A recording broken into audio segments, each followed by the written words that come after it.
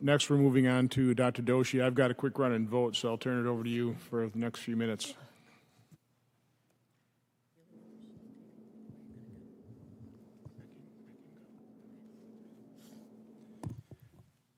Thank you, Senator, for hosting all of us.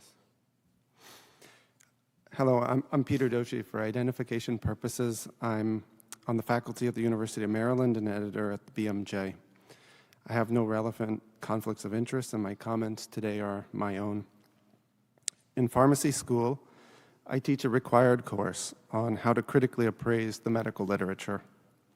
We train students on how to go beyond a study abstract and start to pick apart and critically assess biomedical studies, not just take them at face value.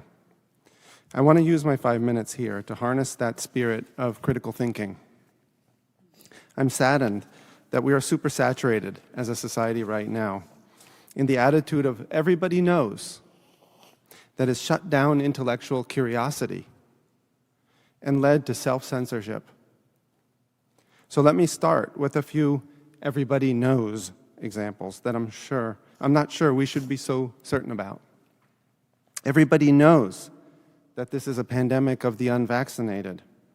But if hospitalizations and deaths were almost exclusively occurring in the unvaccinated, why would booster shots be necessary? Or why would the statistics be so different in the UK, where most COVID hospitalizations and deaths are among the fully vaccinated, as Senator Johnson said? There's a disconnect there. There's something to be curious about. There's something not adding up, and we should all be asking, is it true that this is a pandemic of the unvaccinated? What does that even mean? Next slide, please. Then there's this. Everybody knows that COVID vaccines save lives. In fact, we've known this from early 2021. The clinical trials proved that to be the case, as you can see here in the quote of a February article in the Journal of the American Medical Association. But is it true? When that statement by prominent public health officials was penned, there had been just one death across the 70,000 Pfizer and Moderna trial participants. Today we have more data, and you can see that there were similar numbers of deaths in the vaccine and placebo groups. The trials did not show a reduction in death. Even for COVID deaths, as opposed to other causes, the evidence is flimsy, with just 2 deaths in the placebo group versus 1 in the vaccine group.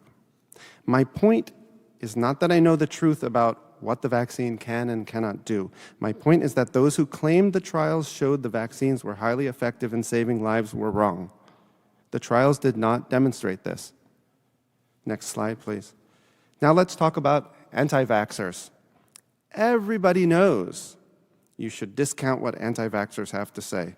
But what does the term mean? The Merriam-Webster dictionary defines it as, quote, a person who opposes the use of vaccines or regulations mandating vaccination. The first part of the definition, I expected. The second part stunned me. There are entire countries from the United Kingdom to Japan which do not mandate childhood vaccines. Both achieve high levels of vaccination, just not through regulations mandating vaccines. There are no mandates there, and I would wager that a large minority, perhaps a majority of the world's population meets the definition here of an anti-vaxxer. Another definition worth checking is vaccine. Next slide, please. I am one of the academics that argues that these mRNA products, which everybody calls vaccines, are qualitatively different than standard vaccines. And so I found it fascinating to learn that Merriam-Webster changed its definition of vaccine early this year. mRNA products did not meet the definition of vaccine that has been in place for 15 years at Merriam-Webster, but the definition was expanded such that mRNA products are now vaccines. I highlight this to ask a question. How would you feel about mandating COVID vaccines if we didn't call them vaccines? What if these injections were called drugs instead? So here's the scenario. We have this drug, and we have evidence that it doesn't prevent infection, nor does it stop viral transmission. But the drug is understood to reduce your risk of becoming very sick and dying of COVID. Would you take a dose of this drug every 6 months or so for possibly the rest of your life? If that's what it took for the drug to stay effective? Would you not just take this drug yourself, but support regulations mandating that everybody else around you take this drug? Or would you say, hold on a sec. Maybe you'd say that if that's all the drug does, why not use a normal medicine instead? The kind we take when we're sick and want to get better. And why would you mandate it? The point is, just because we call it a vaccine doesn't mean we should assume these new products are just like all other childhood vaccines which get mandated.